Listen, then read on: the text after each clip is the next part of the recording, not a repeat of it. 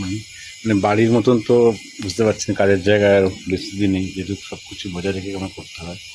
তো সেহেতু যখন কোনো সময় হয়তো রান্না করলাম, মাছ টাছ টাইম পেলাম, তখন মাছ ভাতও এদের মেখে দিই, দুধ টুধ ওষুধ যেমন আছে বাচ্চাগুলো খাওয়াবো।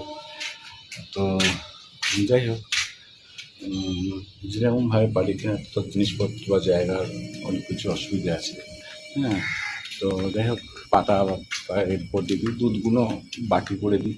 ঠিক আছে, কিন্তু সব কিছু এখানে কেনা করা সম্ভব না, সবাইকে নিয়েই চলতে হয়। ঠিক আছে, কারণ কেউ ভালোবাসে, কেউ ভালোবাসে না। ঠিক আছে, এটা নিয়ে অনেক সমস্যা হয়, কিন্তু যাই হোক সেটা নিয়ে ভাবি না।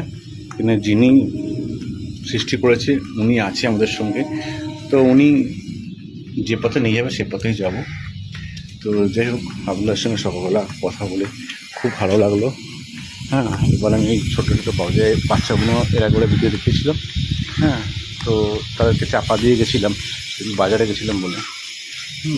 তো এই বাচ্চাগুলোকে শুয়ে আছে, ঘুমোচ্ছে, ডিস্টার্ব করলাম না, সব ঘুমোচ্ছে ঘুমো।